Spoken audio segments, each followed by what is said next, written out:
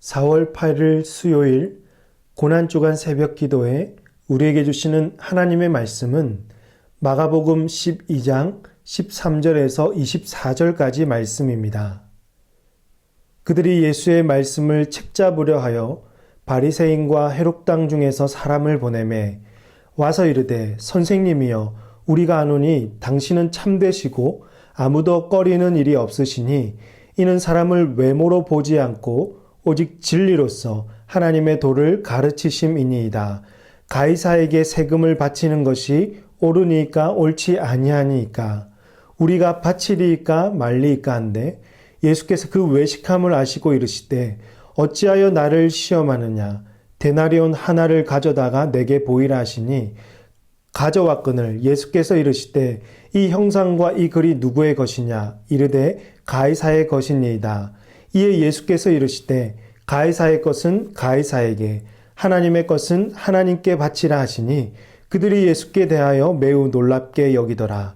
부활이 없다 하는 사두개인들이 예수께 와서 물어 이르되 선생님이여 모세가 우리에게 써주기를 어떤 사람의 형이 자식이 없이 아내를 두고 죽으면 그 동생이 그 아내를 취하여 형을 위하여 상속자를 세울지니라 하였나이다. 칠형제가 있었는데 마지가 아내를 취하였다가 상속자가 없이 죽고 둘째로 그 여자를 취하였다가 상속자가 없이 죽고 셋째도 그렇게 하여 일곱이 다 상속자가 없었고 최후의 여자도 죽었나이다. 7사람이 다 그를 아내로 취하였으니 부활 때 곧 그들이 살아날 때에 그 중에 누구의 아내가 되리이까? 예수께서 이르시되 너희가 성경도 하나님의 능력도 알지 못함으로 오해함이 아니냐. 아멘. 우리는 올해 다른 해와 달리 특별한 고난주간을 맞이하고 있습니다. 고난주간에는 새벽에 예배당에 와서 하나님 말씀을 듣고 기도해야 부활의 기쁨이 더하여질 것 같은데 이런 모습이 평소에 우리가 해왔던 교회스러움이잖아요. 그러나 현재 우리는 교회스럽지 못한 고난주간을 보내고 있습니다. 사랑하는 성도 여러분, 이럴 때일수록 교회스러움이 중요한 게 아니라 교회다움이 중요합니다. 즉 우리가 그동안 추구한 것들이 교회의 본질과 부합한지 살펴보아야 합니다. 우리가 그동안 교회다움을 지켜왔다면 비록 교회스럽지 못해도 그리스도의 죽음과 부활의 영광은 세상에 비춰질 것입니다. 그러므로 성도 여러분, 이번 주간을 더욱 성도답게 교회답게 살아가시고 교회의 존재와 가치를 바로 알아서 세상에 그리스도의 죽음과 부활을 전할 수 있기를 주님의 이름으로 축복합니다. 오늘 본문 중에 세 부류의 사람들이 등장합니다. 바리새인, 헤롯당원, 사두개인. 이들이 추구했던 정치적 사상과 신앙적 색깔은 서로 다르지만 공통된 것이 하나 있는데 바로 예수님을 못마땅하게 여기고 책잡으려 했다는 것입니다. 첫 번째 등장하는 바리새인은 로마의 지배를 반대하는 민족주의자들이었다면 반면에 헤롯당원은 헤롯의 지배를 지지하며 그로부터 정치적 이득을 얻기 위해 모인 자들이었습니다. 이런 반대의 성향을 가진 사람들이 함께 모인 이유가 지금 예수님을 함정에 빠뜨려서 죽이겠다는 의도였습니다. 14절 보십시오. 와서 이르되 선생님이여 우리가 아노니 당신은 참되시고 아무도 꺼리는 일이 없으시니 이는 사람을 외모로 보지 않고 오직 진리로서 하나님의 도를 가르치심이니이다. 가이사에게 세금을 바치는 것이 옳으니까 옳지 아니하니까. 여기서 말하는 세금은 인두세나 주민세를 가리키는데요.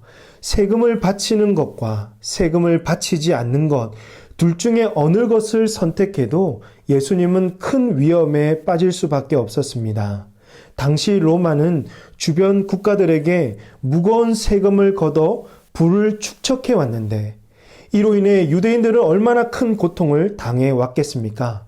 이 와중에 세금을 바치는 것이 옳다라고 한다면 예수님은 이 민족의 유대인의 배신자가 되는 겁니다. 그렇다고 세금을 바치는 것이 옳지 않다라고 한다면 예수님은 로마에 대한 반역죄로 처형당할 수가 있었습니다. 어느 대답 하나 쉽지 않은 상황에서 예수님은 이들의 외식함을 아시고 자신을 시험하고 있다는 것을 꿰뚫어 보셨습니다. 예수님은 외식하는 자들아 어찌하여 나를 시험하느냐고 그들을 책망하셨습니다.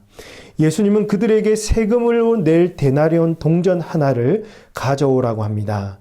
동전 앞면에는 라틴어로 디베리우스 가이사의 머리의 형상이라는 글귀가 적혀져 있고, 뒷면에는 라틴어로 거룩한 아우구스투스의 아들 디베리우스 가이사, 곧 로마의 황제의 이름이 적혀져 있었습니다. 예수님은 이것은 누구의 것이냐고 물었더니 그들은 가이사의 것이라고 대답했습니다. 이때 예수님은 17절에서 어떻게 말씀하고 계신지 한번 같이 읽어보도록 하겠습니다. 이에 예수께서 이르시되 가이사의 것은 가이사에게, 하나님의 것은 하나님께 바치라 하시니 그들이 예수께 대하여 매우 놀랍게 여기더라. 이 말씀의 첫 번째 의미는 가이사의 것은 가이사에게 바치라는 것입니다. 예수님은 세금을 내는 일이나 국가로부터 시민들에게 주어진 의무가 있다면 절대 기피해서는 안 되고 의무를 다해야 한다고 말씀하십니다. 국가에 어려움이 있고 현재처럼 국가 재난이 발생했을 때에는 국가의 처방을 존중하고 함께 협력해야 하는 것입니다. 최근에 일부 교회 안에서 예배 방해, 종교 탄압이라는 말이 나오기 이전에 교회가 먼저 앞장서서 우리 모임을 자제하겠다고 선포했었다면, 교회가 함께 지역사회의 필요를 걱정하고 먼저 스스로 대처했었다면 여러분 얼마나 좋았을까요? 나라를 위해 애쓰고 수고하는 국가 지도자들과 의료진에게 먼저 위로와 응원을 해주었다면 얼마나 좋아했을까요? 아마 지금보다 훨씬 교회가 교회다웠을 것입니다. 그런 모습이 교회가 세상의 빛으로 밝은 빛을 비추고 세상에 소망을 전해줄 수 있을 것이라고 믿습니다. 또한 가이사의 것은 가이사에게, 하나님의 것은 하나님에게의 그 두 번째 의미는요, 하나님의 것을 하나님께 바치라는 것입니다. 하나님은 모든 만물을 창조하신 창조주이십니다. 이 땅에 있는 모든 것이 하나님으로부터 나왔고 세상 통치자들도 다 하나님께서 정하신 바라고 말씀하셨습니다. 그러므로 가이사의 것을 가이사에게 바칠 때에도 모든 만물을 주관하시는 하나님의 주권 안에서, 그 하나님의 주권 안에서 세상을 섬기고 뜻을 따라야 한다는 것입니다. 혹여 세상 정부가 하나님의 뜻에 반대되는 요청을 한다면 성도들은 그 정부를 두려워하지 말고 세상 권세자들에게 소리내어서 하나님의 뜻을 전하는 것이 마땅한 의무라는 것입니다. 국가와 세상 권세자들에게 드리는 우리의 책임과 의무는 제한적이라면 그보다 더 크고 영광스러운 우리 하나님께는 우리의 전 삶의 영역을 다 드려야 하는 것입니다. 우리의 모든 삶을 통해서 하나님께서 영광 받으시고 우리의 모든 삶을 주님께서 통치해 나가시도록 하나님께 우리의 삶을 위탁하는 저와 여러분의 인생이 되시기를 주님의 이름으로 축복합니다. 마지막 한 부류로 부활이 없다 하는 사두개인들이 등장합니다. 사두개인들은 귀족 계급에 속해 있는데요. 제사장들이 대부분 다 사두개인들이었습니다. 이들은 오직 모세 오경만 경전으로 받아들였습니다. 사두개인은 모세 오경 안에는 부활의 근거가 찾을 수 없었기 때문에 사람의 죽음과 더불어서 영혼과 육체도 없어진다고 믿었습니다. 사두개인은 이 율법의 근거에서 한 여인이 이렇게 7 형제와 결혼을 했는데 한 아들도 낳지 못하고 다 죽었다면 부활 때 7명 중에 누가 이 여인의 남편이 되는 것입니까? 라고 예수님께 질문을 했죠. 그래서 예수님이 24절에서 이렇게 말씀합니다. 너희가 성경도 하나님의 능력도 알지 못함으로 오해함이 아니냐. 성경에 대해서 잘 알지도 못하면서 하나님의 능력도 알지 못하면서 자신의 경험과 생각과 율법에 갇혀 하나님의 말씀을 제한하는 사두개인의 그 잘못을 책망하고 계시는 것입니다. 사랑하는 여러분, 말씀을 맺습니다. 고난주간을 맞이하는 우리에게 예수님은 바리새인과 헤롯 당원들과 사두개인들과의 대화를 통해서 교훈을 주고 계십니다. 첫 번째로 국가에 어려움이 있고 재난이 발생했을 때에는 교회의 명예와 권리만 추구하는 게 아니라 오히려 앞장서서 세상을 섬기고 세상의 빛을 전하는 성도, 교회가 되기를 원하십니다. 여러분, 교회스러움을 추구하지 말고 진정한 교회다움을 추구할 수 있기를 주님의 이름으로 축복합니다. 두 번째로 가이사의 것을 가이사에게 바칠 때에도 항상 하나님의 주권 안에서 이루어져야 합니다. 하나님은 모든 것 위에 계시고 세상 권세자들도 모두 하나님께 속해 있습니다. 인생의 모든 삶의 영역에서 하나님을 주인으로 모시며 하나님께서 우리의 인생을 통치해 나가시도록 우리의 삶을 하나님께 전적으로 위탁하는 우리 모든 삶이 되시기를, 그래서 세상으로 나아가서 하나님의 뜻을 전할 수 있기를 바랍니다.